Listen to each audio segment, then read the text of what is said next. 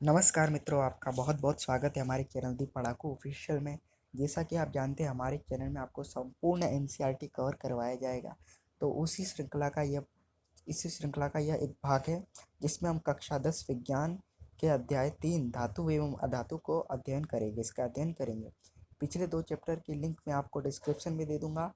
तो चलिए बिना किसी समय को जाया करते हुए शुरू करते हैं। तो अध्याय 3 क्लास 10 का अध्याय 3 है धातु एवं अधातु, मेटल एंड नॉन मेटल। काफ़ी महत्वपूर्ण चैप्टर है। इससे कई बार प्रश्न पूछे जाते हैं प्रतियोगी परीक्षाओं में तथा कक्षा 10 की परीक्षाओं में तो पूछे ही जाते हैं, तथा ये कक्षा 9 तथा 8वीं वालों के लिए भी एक रेफरेंस साबित हो सकता है। तो चलिए शुरू करते हैं। तो क्या लिखा है यहाँ पे? तो तत्वों को उनके गुणधर्मों के आधार पर धातु एवं अधातु में वर्गीकृत किया जाता है। तो सर्वप्रथम जब तत्व की खोज की गई तब तत्व का वर्गीकरण भी आवश्यक हो गया। प्रत्येक तत्व के अलग अलग गुणधर्म। तो सर्वप्रथम तत्वों को धातु एवं अधातु में वर्गीकृत किया गया। डार्बे-रायनर का नियम, डुयलेंडस का नियम, मेंडलीव का नियम तो ये बाद में आए, परंतु तत्वों को सर्वप्रथम धातु एवं अधातु में वर्गीकृत किया गया। तो धातु के कुछ सामान्य उदाहरण हम यहाँ लेते हैं। धातु यानी आयरन, एल्यूमिनियम, चांदी तथा कॉपर, ये धातु के कुछ उदाहरण हैं। रासायनिक सूत्र भी यहाँ दिए गए हैं, आप इन्हें भी अच्छी तरह याद कर सकते हैं। अधातु के कुछ उदाहरण: हाइड्रोजन अधातु है, नाइट्रोजन अधातु है, सल्फर अधातु है तथा ऑक्सीजन अधातु है। ये आपको अच्छी तरह याद रखना है ये सब। अब हम धातु एवं अधातु के भौतिक गुणधर्म जानते हैं।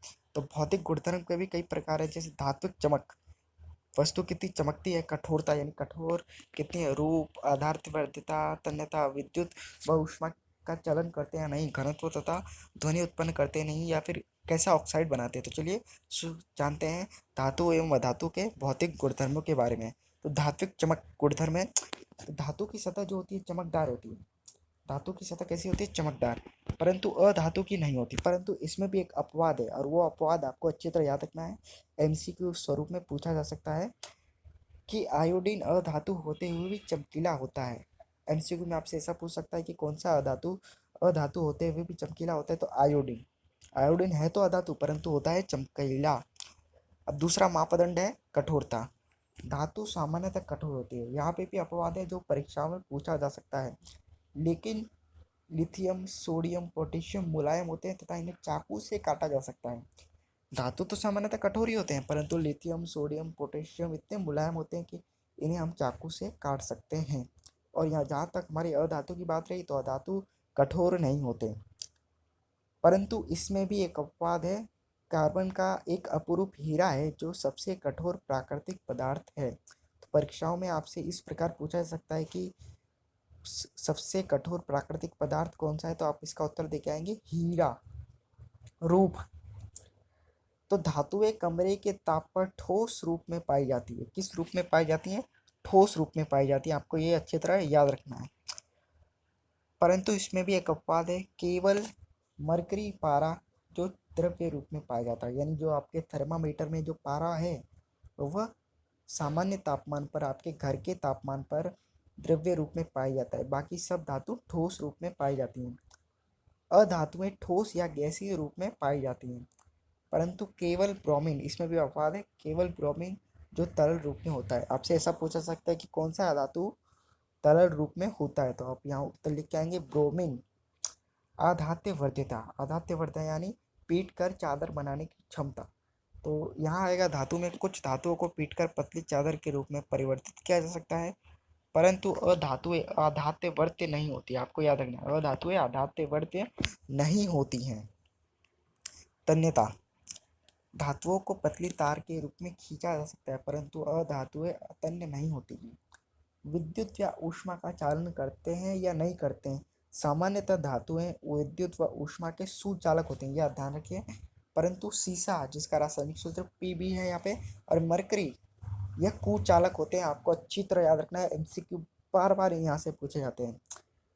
और यहाँ जहाँ तक कि अधातु का बात है, सामान्यतः अधातुएं विद्युत व ऊष्मा के कुचालक होते हैं, परंतु ग्रेफाइट यह विद्युत का भी चालन करता है और ऊष्मा का भी चालन करता है। आपसे कई बार पूछा जाता है ग्रेफाइट वाला क्वेश्चन। मैं आपके लिए आईएमपी क्वेश्चन की एक अलग से श्रृंखला प्रारंभ कर दूंगा, आप उन्हें भी देख लीजिएगा।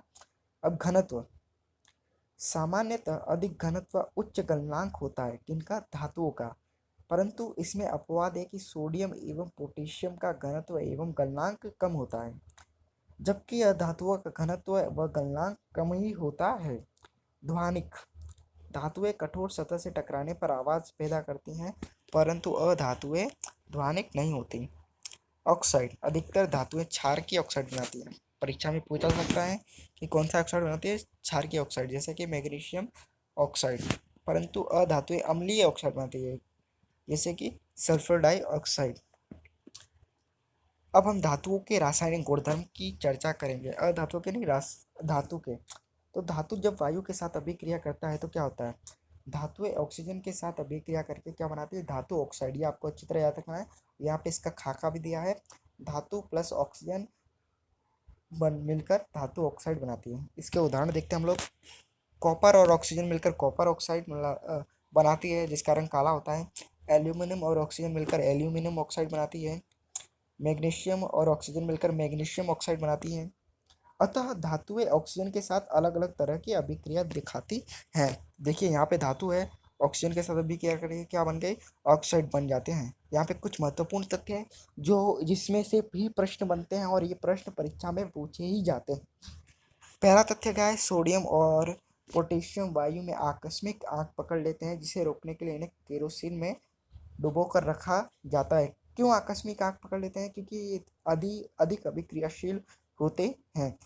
परीक्षा में कुछ इस प्रकार पूछा जा सकता है कि सोडियम एवं पोटेशियम को केरोसिन के तेल में क्यों डुबो कर रखा जाता है। तो आपको उत्तर क्या देना है, सोडियम एवं पोटेशियम वायु में आकस्मिक आग पकड़ लेते हैं, जिसे रोकने के लिए इन्हें केरोसिन तेल में डुबो कर रखा जाता है। दूसरा तथ्य यहाँ पे है, मैग्नीशियम, एल्यूमिनियम, जिंक, लेड यानी सीसा वायु के साथ धीरे धीरे अभिक्रिया करती हैं तथा इन धातुओं पर ऑक्साइड की परत चढ़ जाती है। किसमें, मैग्नीशियम, एल्यूमिनियम, जिंक, सीसा में वायु के साथ ये धीरे अभिक्रिया करेंगे तथा इन पर ऑक्साइड की परत चढ़ जाती है।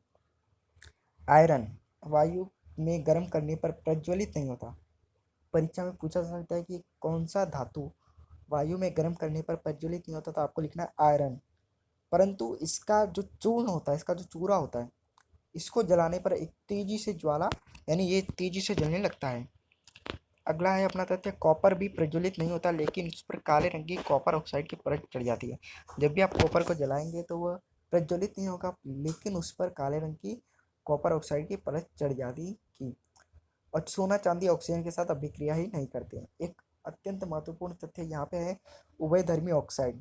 वे धातु ऑक्साइड जो अम्ल तथा क्षार दोनों से अभिक्रिया करते हैं और लवण और जल उत्पन्न करते हैं, उन्हें हम उभयधर्मी ऑक्साइड कहते हैं।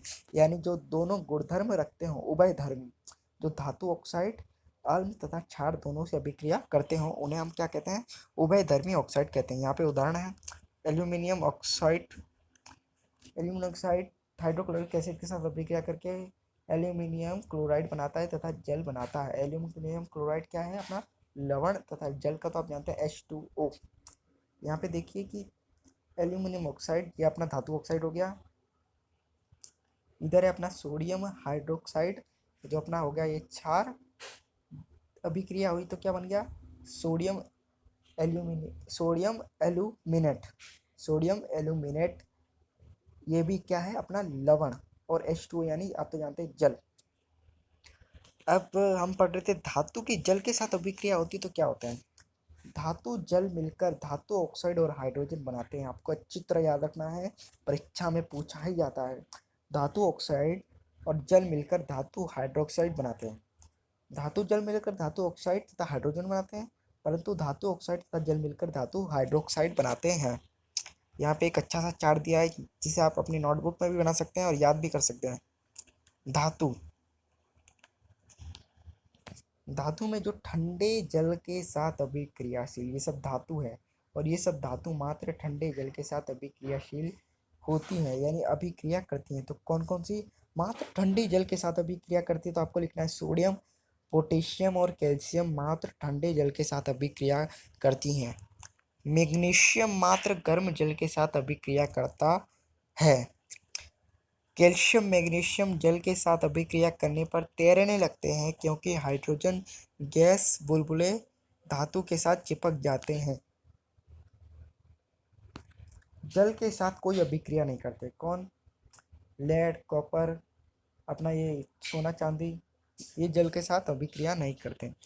केवल भाप के साथ अभिक्रिया करते हैं तो एल्यूमिनियम, आयरन और एवं जिंक। तो ये मस्त चार्ट है कि आपने कौन कौन से धातु किस किस के साथ अभिक्रिया करते हैं यहीं पे। पर मैं यहाँ पे आपको ये थोड़ा समझाना चाहूँगा। क्या लिखा है यहाँ पे? कैल्शियम मैग्नीशियम जल के साथ अभिक्रिया करने पर तैरने लगते हैं क्योंकि हाइड्रोजन गैस के बुलबुले धातु के साथ चिपक जाते हैं। इसे एक उदाहरण द्वारा समझे। कैल्शियम को यदि आपने जल के अंदर डाला तो यहाँ पे क्या होगा कि कैल्शियम में से हाइड्रोजन गैस निकलेगी और हाइड्रोजन गैस के बुलबुले कैल्शियम के साथ ही चिपक जाएंगे तथा कैल्शियम के साथ चिपकने से हाइड्रोजन तो हल्की गैस होती है, वो ऊपर जाने का प्रयत्न करती है, तो इससे कैल्शियम अपना ऊपर तैरने लगता है। उदाहरण देख लें यहाँ पे। सोडियम जल के साथ अभिक्रिया करने पर सोडियम डाइऑक्साइड जल तथा ऊष्मा बना रहा है। कैल्शियम पानी के साथ अभिक्रिया करने पर कैल्शियम हाइड्रोक्साइड तथा हाइड्रोजन गैस बना रहा है। मैग्नीशियम जल के साथ अभिक्रिया करने पर मैग्नीशियम हाइड्रोक्साइड बना रहा है तथा हाइड्रोजन गैस उत्पन्न कर रहा है। एल्यूमिनियम जल के साथ अभिक्रिया करने पर एल्यूमिनियम ऑक्साइड तथा हाइड्रोजन गैस बना रहा है। आयरन जल के साथ अभिक्रिया करने पर आयरन ऑक्साइड तथा हाइड्रोजन गैस उत्पन्न कर रहा है। धातुओं की तनु अम्ल के साथ अभिक्रिया, यानी तनु अम्ल का अर्थ है जिसमें जल की मात्रा अम्ल से अधिक है। तो धातु और तनु अम्ल की अभिक्रिया होने से हमें लवण तथा हाइड्रोजन गैस प्राप्त होते हैं। धातु तथा तनु अम्ल की अभिक्रिया करने से हमें क्या प्राप्त होता है? लवण तथा हाइड्रोजन गैस। उदाहरण, धातु अपना ये आयरन हो गया, तनु अम्ल HCl यानी हाइड्रोक्लोरिक एसिड हो गया, तो लवण हमें प्राप्त हुआ आयरन क्लोराइड, तो ये क्या है अपना लवण। और हाइड्रोजन गैस प्राप्त हुई। वैसे ही मैग्नीशियम हाइड्रोक्लोरिक के साथ अभिक्रिया करके मैग्नीशियम क्लोराइड नामक लवण बनाते हैं तथा हाइड्रोजन गैस उत्पन्न होता है। जिंक के साथ हाइड्रोक्लोरिक एसिड की अभिक्रिया करने पर जिंक क्लोराइड अपना उत्पन्न होगा तथा हाइड्रोजन गैस भी निकलेगी। एल्यूमिनियम तथा HCl यानी हाइड्रोक्लोरिक एसिड की अभिक्रिया करने पर एल्यूमिनियम क्लोराइड तथा हाइड्रोजन गैस उत्पन्न होगी। कॉपर कॉपर सोन चांदी तथा Hg यानी मरकरी तनु अम्लों के साथ अभिक्रिया नहीं करते। धातुओं की अन्य धातु लवणों के साथ अभिक्रिया। धातु लवण विलयन तथा धातु अधिक अभिक्रियाशीलता। धातुएं अपने कम अभिक्रियाशीलता को उनके यौगिक के विलयन से विस्थापित करती हैं। यह धातुओं की सक्रियता श्रेणी पर आधारित है। अब हमें सक्रियता श्रेणी नामक एक महत्वपूर्ण पॉइंट समझना है। वह सूची जिसमें धातु को क्रियाशीलता को अवरोही क्रम में व्यवस्थित किया जाता है उसे हम सक्रियता श्रेणी कहते हैं। फिर से, वह सूची जिसमें धातुओं को क्रियाशीलता के अवरोही क्रम में व्यवस्थित किया जाता है उन्हें हम सक्रियता श्रेणी कहते हैं। तो हम एक बार सक्रियता श्रेणी को देख लें। पोटेशियम पहले नंबर पे, sodium, calcium, magnesium, aluminium, zinc, iron, lead यानी शीशा, हाइड्रोजन, कॉपर, यहाँ पे आपके यहाँ मरकरी हो गया, एक्वाइड हो गया, एक्वेरियम हो गया, और यहाँ पे अपना सोना हो गया, सोना चांदी। तो ये अपना सक्रियता श्रेणी है। अब हम पढ़ेंगे धातुओं की अधातुओं के साथ अभिक्रिया। तत्वों को अभिक्रियाशीलता संयोजकता कोश को पूर्ण करने की प्रवृत्ति के रूप में समझी जा सकती है। तत्वों की जो अभिक्रियाशीलता होती है वह संयोजकता कोश को पूर्ण करने की प्रवृत्ति के रूप में हम समझ सकते हैं। धातु के परमाणु अपने संयोजकता कोश से इलेक्ट्रॉन का त्याग कर धनायन बनाते हैं। अधातु के परमाणु संयोजकता कोश से इलेक्ट्रॉन ग्रहण करके ऋणायन बनाते हैं। तो उदाहरण के लिए यहाँ देखिए NaCl का निर्माण, एन सोडियम ने एक इलेक्ट्रॉन क्या किया, अपना त्याग दिया, तो सोडियम धनायन बन गया।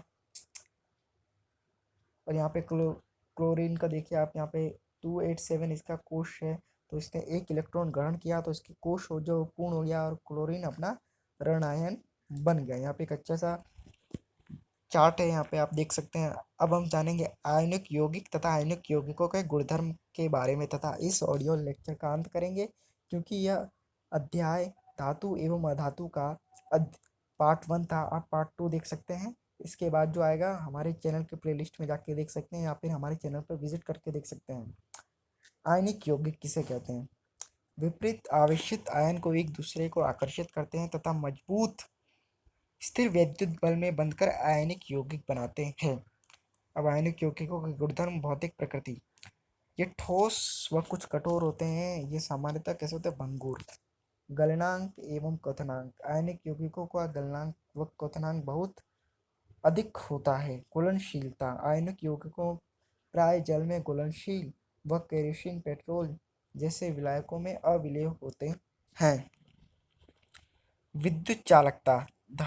आयनिक यौगिक जलीय विलयन में गलित रूप में विद्युत का चालन करते हैं या ठोस रूप में विद्युत का चालन नहीं कर सकते, यानी गलित रूप में चालन कर सकते। तो यही अंत होता है धातु एवं धातु का पार्ट 1 का। पार्ट 2 इसके बाद आएगा, आप उसे भी जरूर देखिए। तब आप धातु एवं अधातु चैप्टर में मास्टर हो जाएंगे। तब तक के लिए धन्यवाद। मिलेंगे अधातु एवं धातु के पार्ट 2 के साथ।